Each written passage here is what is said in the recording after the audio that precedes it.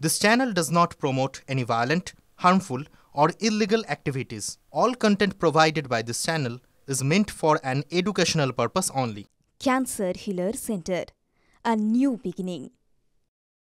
দিল্লিতে ভোটের যুদ্ধ শুরু হয়ে গেছে। ভোট দিলেন সুপ্রিম কোর্টের প্রধান বিচারপতি। দিল্লির মুখ্যমন্ত্রী সকাল 9টা থেকে ভোটদানের হার মোটামুটি 8% কাছাকাছি ছিল।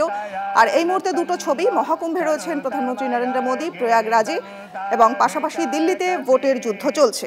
দিল্লির বিধানসভা ভোটে এবার খাতায় কলমে ত্রিমুখী লড়াই হতে চলেছে। রাজধানীর প্রত্যেকটা আসনে অরবিন্দ কেজরিওয়াল এই মুহূর্তে ভোট দিতে যাচ্ছেন। দিল্লিতে ভোটের যুদ্ধ চলছে। আম আদমি পার্টির অরবিন্দ কেজরিওয়াল তিনি ভোট দিতে যাচ্ছেন, সেই ছবিও পাশাপাশি দেখাচ্ছি। দুটো ছবি আপনাদের TV9 বাংলায় দেখছেন। মহাকুম্ভে মোদী একদিকে, আর পাশাপাশি দিল্লির ভোটের যুদ্ধ। দিল্লিতে অরবিন্দ কেজরিওয়াল তিনি ভোট দিতে যাচ্ছেন। সকাল থেকেই হেভি ওয়েটেরা একে একে ভোট দিয়েছেন, সেই ছবি পরপর আপনাদের দেখিয়েছি। আর এই মুহূর্তে অরবিন্দ কেজরিওয়াল দিল্লিতে ভোট দিতে চলেছেন। দিল্লিতে ভোটের কুম্ভ, পাশাপাশি মহাকুম্ভে রয়েছেন মোদী। দিল্লিতে ভোটদান করতে চলেছেন অরবিন্দ কেজরিওয়াল। দিল্লির মুখ্যমন্ত্রী আতিশি মার্লেনা তিনি ভোট দিয়েছেন। সুপ্রিম কোর্টের প্রধান বিচারপতি এবং রাষ্ট্রপতিকে আমরা সাত সকালে ভোট দিতে দেখেছি, এবং এই মুহূর্তে অরবিন্দ কেজরিওয়াল তিনি ভোট দিতে চলেছেন। মহাকুম্ভে পুণ্য স্নানে নরেন্দ্র মোদী তিনি একদিকে প্রয়াগরাজে রয়েছেন, স্নান করেছেন, এবং পাশাপাশি আরও একটা ছবি।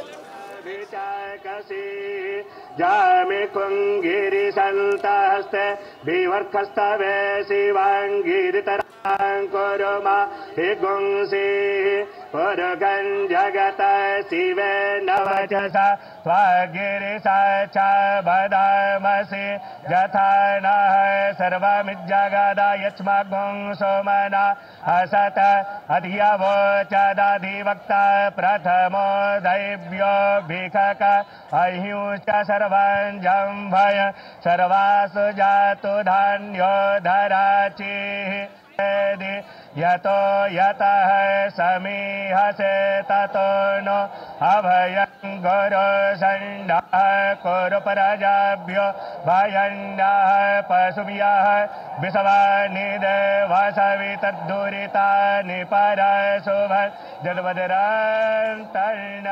ये संगम का पहले घाट देखिए, किनारा देखिए, और यहाँ से महज 200-300 मीटर दूर प्रधानमंत्री हैं, लेकिन घाटों पर पुलिस की आपको मूवमेंट नजर नहीं आएगी, कोई रिस्ट्रिक्शन नजर नहीं आएगी। लोग उसी तरह से, मैं भी अब सिविल लाइंस के इलाके में मेरा जहां होटल है वहां से मैं आया हूं, तो कोई रोक छेक नहीं। आपके पास पास है तो आप आराम से अंदर आ सकते हैं, पैदल वालों को कोई दिक्कत नहीं। बस स्टैंड, रेलवे स्टेशन पर आने वाले लोगों को कोई रोक छेक नहीं। शहर में ट्रैफिक का मूवमेंट बिल्कुल सुचारू, क्योंकि जिस तरफ मैं हूं, जिस तरफ जनता है, जिस तरफ संगम नोज है, लेटे हनुमान जी हैं, घाट है, उस तरफ प्रधानमंत्री के ट्रैफिक का कोई मूवमेंट नहीं है। और घाटों पर देखिए कैसा स्नान चल रहा है, मतलब जनता सुचारू रूप से अपना स्नान कर रही है, पूजन कर रही है, दर्शन कर रही है। और दूर मुझे प्रधानमंत्री का वो प्लेटफॉर्म नजर आ रहा है जहां पर देश के प्रधानमंत्री इस वक्त भारी सुरक्षा के बीच, वैदिक मंत्रोच्चारों के बीच, गुप्त नवरात्रि के अष्टमी में ये पूजन, दर्शन और स्नान का लाभ ले रहे हैं। और लोग उत्साहित हैं, लोग बहुत अच्छा भी लग रहा है लोगों को कि जब जिस गंगा में मैं स्नान कर रहा हूं उसी में देश के सर्वोच्च पदों में से एक, देश के प्रधानमंत्री के पद पर बैठे नरेंद्र मोदी भी स्नान कर रहे हैं। वो तस्वीरें भी यहां से दिख रही है, और प्रधानमंत्री का काफिला निकल चुका है। मतलब स्नान, पूजन और लोगों से मिलने जुलने का कार्यक्रम पूरा हो चुका है। और सामने जो जेट्टी नजर आ रही है मुझे, उसमें प्रधानमंत्री का काफिला निकल चुका है और वापस अरैल घाट की तरफ एक बार फिर से रुख कर लिया है सुरक्षा कर्मियों के साथ। और चारों तरफ से प्रधानमंत्री की नाव को सुरक्षा कर्मियों ने घेर लिया। और जैसे ही प्रधानमंत्री की मूवमेंट हुई, इस तरफ जरा दिखाइए, ये कमांडोज वाली जो बोट है इसका भी मूवमेंट हमको यहाँ पर नजर आ रहा है। देखिए ATS और NSG के कमांडोज हैं, ये इस बोट में फॉर द एनी इमरजेंसी के लिए है। और उस तरफ मुझे प्रधानमंत्री का वो बोट नजर आ रहा है, जिस बोट में अरैल से वो सवार होकर उस प्लेटफॉर्म पर त्रिवेणी घाट पर पहुंचे थे, जहां पर वैदिक मंत्रोच्चारों के बीच में उन्होंने दर्शन किया, पूजन किया, स्नान किया, मां गंगा का आचमन किया और विशेष पूजा का आयोजन किया गया था। आज का दिन शुभ मुहूर्त के हिसाब से उनको बुलाया गया था। और अब प्रधानमंत्री का काफिला जो NSG के कमांडोज हैं, SPG के कमांडोज हैं, उन्होंने नावों से ही उनके चारों तरफ कॉर्डन ऑफ कर रखा है, उनके उस नाव को जिसमें वो सवार है। और अब उनका नाव अरैल घाट के वीवीआईपी घाट से किनारे कॉर्नर में एक घाट बनाया गया है। अच्छा, प्रधानमंत्री ने भी देखिए अरैल में ये 2-3 घाट है जहां से जनता का आगमन होता है। जो 10-15% पॉपुलेशन है जो स्नान करने के लिए आती है, वो घाट नहीं चुना।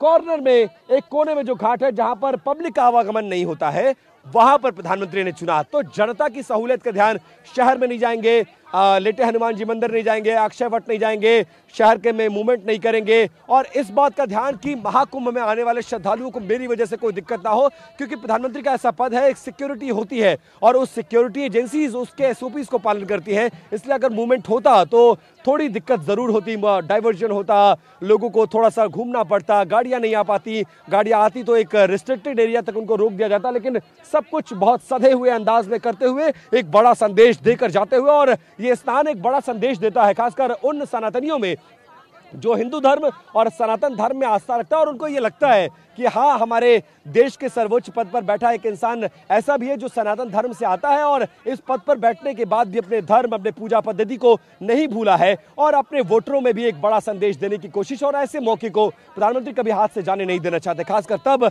जब वोटों का महाकुंभ दिल्ली में, देश की राजधानी दिल्ली में हो रहा है, और 1-2 दशक से भी ज्यादा समय से बीजेपी वहां संघर्ष कर रही है सत्ता में आने के लिए। तो आज का दिन बहुत ज्यादा महत्वपूर्ण, और ये तस्वीरें कहीं ना कहीं समीर और गौरव इम्पैक्ट करती है वोटर्स पे। मिल्कीपुर में भी कर सकती है, दिल्ली में भी कर सकती है। तो ये स्नान, ये पूजन, ये दर्शन का कार्यक्रम और घाटों पर जो श्रद्धालु आए हैं उनका अभिवादन और वो पूरा करते हुए अब उस घाट, अरैल घाट पर, जहां पर 2-3 स्विस कॉटेज बनाए गए हैं, उसमें मेरी जो जानकारी है उसके मुताबिक, थोड़ा सुभाष आप चाहें तो आगे आ जाए, उसमें कई साधु संतों को बुलाया गया है और वहां पर चुने हुए साधु संतों से मुलाकात करेंगे, बातचीत करेंगे, उनके दर्शन करेंगे और उनसे कुंभ का जायजा लेंगे और समझेंगे कि कैसा चल रहा है कुंभ, श्रद्धालु क्या कर रहे हैं।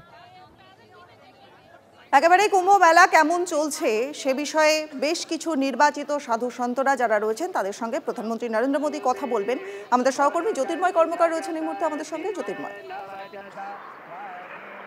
দেখো, এমন একটি দিন প্রধানমন্ত্রী নরেন্দ্র মোদী আজকের দিনটা বেছে নিয়েছেন, সেটা দিল্লি নির্বাচনের আবহে যথেষ্ট গুরুত্বপূর্ণ। তার কারণ দিল্লি নির্বাচনে প্রধানমন্ত্রী নরেন্দ্র মোদীর আজকে মহাকুম্ভে গিয়ে পুণ্য স্নান করা তা সরাসরি ভাবে একটি পরোক্ষ প্রভাব ফেলবে, এমনটাই কিন্তু মনে করছে রাজনৈতিক মহল। তার কারণ যে মহাকুম্ভের আয়োজন করা হয়েছে, সেই মহাকুম্ভ আয়োজনে যোগী আদিত্যনাথের সরকার তারা সক্ষম ভাবে প্রত্যেকটা পদক্ষেপ করেছে, এই বার্তা কিন্তু প্রথম থেকেই তুলে ধরার চেষ্টা করা হচ্ছে। দিল্লির যে বিধানসভা ভোট, 70টা বিধানসভার মধ্যে প্রায় 58টা বিধানসভা এলাকায় হিন্দুরা সংখ্যাগরিষ্ঠ। স্বাভাবিকভাবেই এখানে হিন্দুত্বের সেন্টিমেন্ট বিজেপির জন্য অত্যন্ত গুরুত্বপূর্ণ একটি কার্ড, এবং মহাকুম্ভের ছবিকে ব্যবহার করে সেই কার্ডটিকেই তারা অত্যন্ত সুচারুভাবে ব্যবহার করার চেষ্টা করছেন। কিন্তু গত কয়েকদিন আগে মহাকুম্ভের মাটিতে যে পদপিষ্ট হয়ে মানুষের মৃত্যুর ঘটনা ঘটেছে, তারপর থেকে বিরোধীরা লাগাতার যোগী আদিত্যনাথ সরকার এবং বিজেপির মানুষের প্রতি, বিশেষত হিন্দু পুণ্যার্থীদের প্রতি দায়বদ্ধতা নিয়ে সরাসরিভাবে প্রশ্ন তুলে দিয়েছেন। একদিকে যেমন ব্যবস্থাপনা নিয়ে প্রশ্ন তোলা হয়েছে, তার পাশাপাশি এই ঘটনার পরে কতজন আহত হয়েছেন, কতজন মারা গিয়েছেন সেই তালিকা এখনো পর্যন্ত প্রকাশ করা হয়নি, যা অত্যন্ত অমানবিক বলে বিরোধীরা ব্যাখ্যা করছে। পশ্চিমবঙ্গের মাটি থেকে পুণ্যার্থীরা এবং তার পাশাপাশি তৃণমূল কংগ্রেস অভিযোগ করেছে যে পোস্টমর্টেম ছাড়াই একের পর এক দেহ হস্তান্তর করা হচ্ছে, যা চূড়ান্ত অমানবিক এবং ভয়ঙ্কর একটি সিদ্ধান্ত। এই লাগাতার ন্যারেটিভ কোথাও এই দিল্লির হিন্দুদের ভোটারদের জনমানসের প্রভাব যাতে না ফেলে, তার পাল্টা ন্যারেটিভ তৈরি করার জন্যই আজকের এই প্রধানমন্ত্রীর পুণ্য স্নানের কর্মসূচি বলে রাজনৈতিক মহল এই মুহূর্তে ব্যাখ্যা করছে। এবং তাদের স্পষ্ট বক্তব্য যে এক্ষেত্রে যেমন হিন্দু ভোট সুসংহত করা হচ্ছে, তারপর মহাকুম্ভ আয়োজনের ক্ষেত্রেও বিজেপি সর্বোপরি যোগী আদিত্যনাথের সরকারের পাশাপাশি কেন্দ্রীয় সরকারও যে সম্পূর্ণভাবে দায়বদ্ধ এবং বদ্ধপরিকর, সেই বার্তাও কোথাও প্রতিষ্ঠা করার পরোক্ষ। একেবারে নজর থাকবে জ্যোতির্ময়। আপাতত অনেক ধন্যবাদ তোমায়। Cancer healer centre, a new beginning.